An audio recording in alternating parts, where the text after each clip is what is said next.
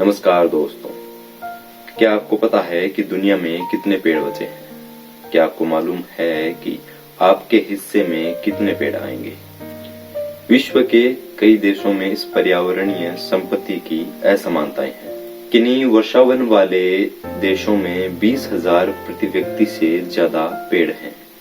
जैसे Falcon island में 63,885 प्रति व्यक्ति पेड़ हैं। तो फ्रेंच गिनिया में यह संख्या 20,226 के करीब। वहीं अरब कंट्रीज में यह संख्या 1 से भी कम है।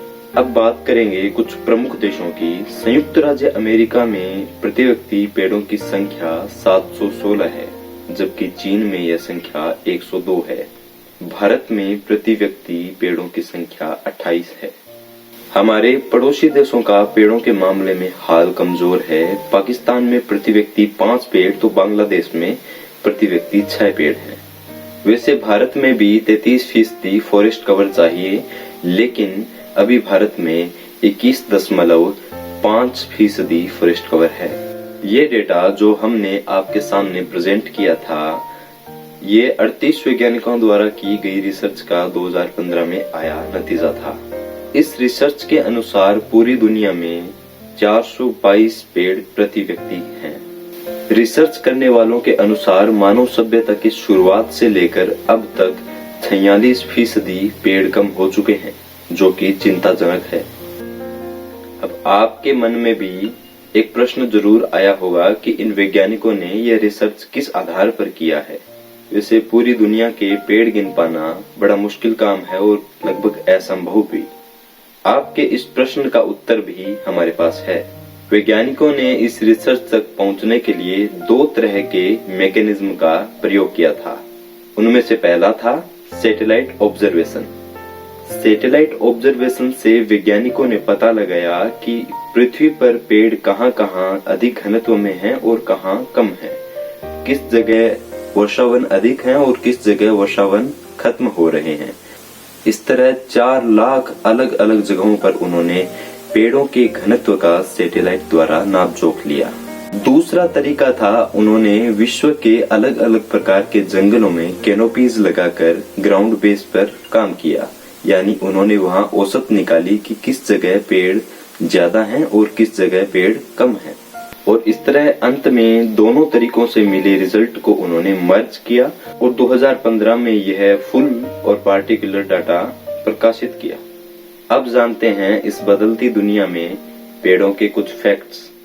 दुनिया भर में पेड़ों की डेंसिटी बढ़ जाने से, यानी जंगलों के वापस रिकवर हो जाने से वायु प्रदूषण तो कम होगा ही साथ इंसानों की मेंटल और फिजिकल हेल्थ पर भी पॉजिटिव इम्पैक्ट पड़ेगा। दरअसल दुनिया की आबादी का एक बड़ा हिस्सा फॉरेस्ट पर निर्भर है। एक पेड़ हर साल 21 किलोग्राम की कार्बन डाइऑक्साइड को सिक्वेस्ट करता है। ब्रिटेन और यूरोप के कई देशों ने वहां के ओरिजिनल रेन फॉरेस्ट के कवर को कई सदियों पहले ही गंवा दिया है। अब वो दुनिया के लिए उन फॉरेस्ट को रिकवर करने के लिए रिस्पॉन्सिबल है। हालांकि अफ्रीका के वनों की कटाई तो ताजा घटना है।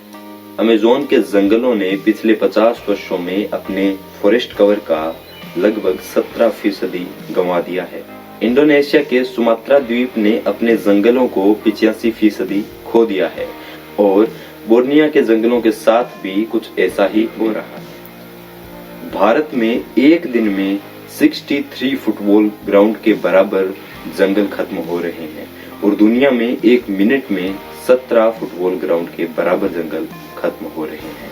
12 करोड़ एकड़ से ज्यादा के क्षेत्र में फैले जंगल हर साल कमोडिटी फसलों में बदल दिए जाते हैं।